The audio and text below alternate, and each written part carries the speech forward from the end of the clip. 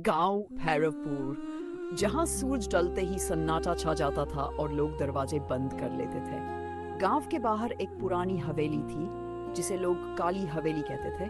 कहते हैं वहां इंसान नहीं, जिन रहते थे। कहानी की शुरुआत एक दिन शहर से एक लड़का आया। राहुल वो यूट्यूब के लिए हॉरर वीडियो बनाता था। गांव वालों ने उसे चेतावनी दी, रात को हवेली के पास मत जाना, आज अमावस्या है, आज जिन्नत की बारात निकलती है। राहुल हंस पड़ा, ये सब अंधविश्वास है। और रात होते ही वो कैमरा लेकर हवेली की तरफ निकल गया।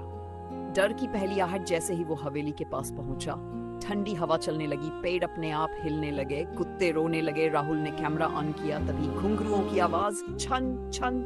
राहुल डर गया, लेकिन जिज्ञासा उसे आगे खींच रही थी।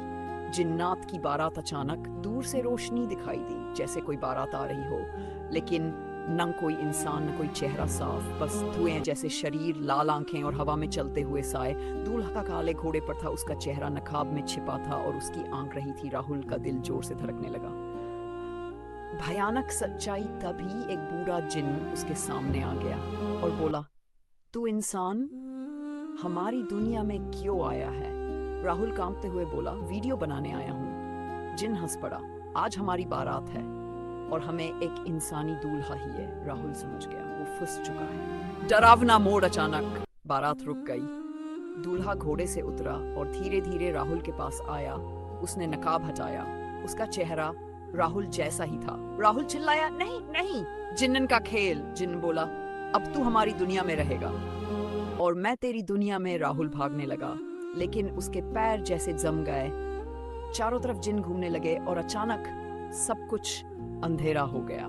अगली सुबह गांव वाले वहां पहुंचे। उन्हें राहुल मिला, लेकिन उसकी आंखें लाल थीं, उसकी मुस्कान अजीब थी और उसने सिर्फ इतना कहा, कल फिर बारात आएगी। आज भी रहस्य, आज भी भैरवपुर में कहा जाता है, अमावस्या की रात काली हवेली के पास जिन्नात की बारात निकलती है और जो भी उसे देखने जाता है वो कभी पहले जैसा वापस नहीं आता। सीख, हर चीज मजाक नहीं होती। राहुल का हंसी सुबह के बाद गांव वालों को कुछ अजीब लगने लगा। राहुल पहले जैसा नहीं था, वो किसी से ठीक से बात नहीं करता था और उसकी आंखों में एक अजीब चमक थी। अजीब हरकतें शुरू। रात होते ही राहुल अपने घर से चुपचाप निकल जाता। गांव का एक लड़का मुकेश उसका पीछा करने लगा और जो उसने देखा, उसके होश उड़ गए। राहुल सीधे काली हवेली में जा रहा था और वहां पहले से ही अंधेरा और सन्नाटा था। सच्चाई का खुलासा, मुकेश छुपकर अंदर गया। तभी उसने देखा, हवेली के अंदर सैकड़ों जिन बैठे थे। बीच में एक सिंहासन था और उस पर बैठा था राहुल, लेकिन वो असली राहुल नहीं था, वो जिन था जिसने राहुल का शरीर लिया था। तभी एक बूढ़ा जिन बोला, इंसानी शरीर में रहना आसान है, अब हम धीरे धीरे पूरे गांव पर कब्जा करेंगे। मुकेश डर गया और तभी उसे एक कमरे से आवाज आई, बचाओ, कोई मुझे बचाओ। मुकेश ने दरवाजा खोला। अंदर असली राहुल कैद था। बचाने की कोशिश, राहुल रोते हुए बोला, वो जिन मेरा शरीर ले चुका है। अगर आज अमावस्या तक मुझे नहीं निकाला तो मैं हमेशा के लिए यहीं फंस जाऊंगा। मुकेश ने हिम्मत की, मैं तुम्हें बचाऊंगा। सबसे खतरनाक रात, अमावस्या की रात। फिर से जिन्नात की बारात निकली। ढोल, अजीब आवाजें और डरावना नाच। मुकेश चुपके से अंदर गया और राहुल को बाहर निकालने लगा। तभी वो नकली राहुल सामने आ गया। अंतिम टकराव, जिन्न जोर से चिल्लाया, कोई इंसान यहाँ से जिंदा नहीं जाएगा। हवा तेज हो गई, दरवाजे बंद हो गए। मुकेश डर गया, लेकिन भागा नहीं। उसने अपनी जेब से एक ताबीज निकाला जो गांव के बाबा ने दिया था। जैसे ही उसने ताबीज उठाया, तेज रोशनी फैली, जिन्न चीखने लगे, हवेली कांपने लगी। अंत या शुरुआत, मुकेश राहुल को लेकर भाग गया और पीछे से आवाज आई, हम फिर आएंगे।